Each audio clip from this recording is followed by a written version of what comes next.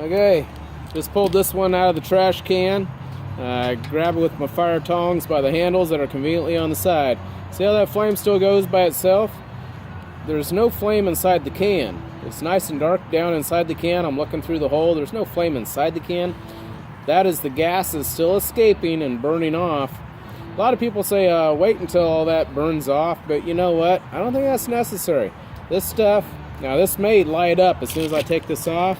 If there's anything left to burn, it may end up lighting up as soon as I take this off. Oh, look at that. Look at that. Okay, now look. I got probably three-fourths of the wood is still there. And that's good charcoal. Oh, it's a little overdone. I'm not too pleased with this. That could be better. Some of these pieces down below are actually still pretty hard. But what I like to see is something that's still pretty hard. You know, I think we overcooked this. We would have a bigger yield if we had not cooked it as long. I should have taken it out about 20 minutes ago probably. But now we want to keep it covered up, because if you don't, see how it's flaring up because of the oxygen? We want to make sure that doesn't do that. Let's put the lid back on and let it cool so we don't lose our charcoal. Otherwise it's going to turn to ash. Let's keep the oxygen off of it. Get that lid back on there. Let that cool overnight. I'll tell you what, that is actually, that's still going to be usable to cook with. It may not be as long burning as stuff that's a little heavier. You know, if you find that, just wait a little. Don't cook it as long. Don't wait as long is what I meant to say. Do not wait as long. Cook it a little less time, and you'll have a higher yield. This feels a little light. You know, when I picked it up, I was thinking, I don't know, that's a little light. That sucker, when I stuck it in there, was probably about 25 pounds or so. It's right about probably 5 to 8 pounds right now inside there, charcoal. So there we go. We're gonna set the other can in there now, and we'll now that I know what to look for as far as that flame coming out the top. You know, I'm experimenting with new sizes, pieces of wood. You just got to judge it yourself, and I'll decide. Well, we'll see. We'll see. Basically, when I see that flame in its last stages coming out the top there, I'll know when to stop, and I'll bet you we'll have a heavier yield on the next one. So here we go, round number 2. I'll have to prepare the fire over here in the trash can real quick. Turn it up right now. Get over this so we can see right down in there. Set that right down in the middle of your trash can. Got the lid on pretty tight. Now there are some holes on the bottom of this can, so I never get as high of a yield of charcoal out of this can as I do the other one.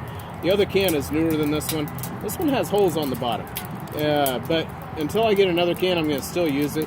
It's still pretty good for making charcoal. Usually get about 20 batches per can before you have to switch your can out, with a new one. Replacing it anyways. We're going to go ahead and put wood around the outside of this can, start another fire, and we'll let her go for about an hour and a half this time and pull it out and see what we get this time.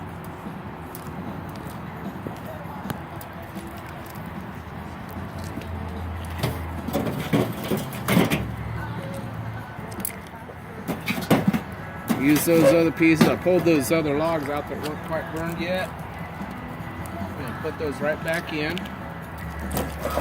Keep my driveway washed down so that I don't have any danger of starting a grass fire. Things are a little dry this time of year. I'm going to be a little careful. I do live about 100 yards from the fire station and police station, and they don't mess with me.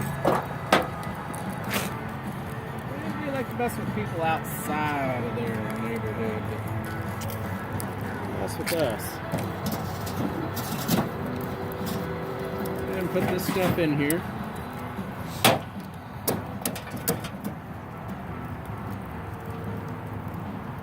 Yeah, that's okay. Susie's pointing this out to me. I have some hot coals down here on the driveway, but as you can see, I've already sprayed the hose here. I'm not worried about that. Go ahead and throw these chunks in there. always start up the hose again. Yeah, I'm not worried about that. I'll pick them up, they'll just break up anyways. They're laying in some wetness here. I'm gonna kick them over into the water. No problem, they're not going anywhere. Try and move this can over just a little bit so we have more room on the other side of the can to put wood. Got this can lid down tight. I'll walk over and grab some more pieces of wood off the firewood rack and throw them in there and get this fire rolling again, and we'll have batch number 2 done here in about an hour and a half.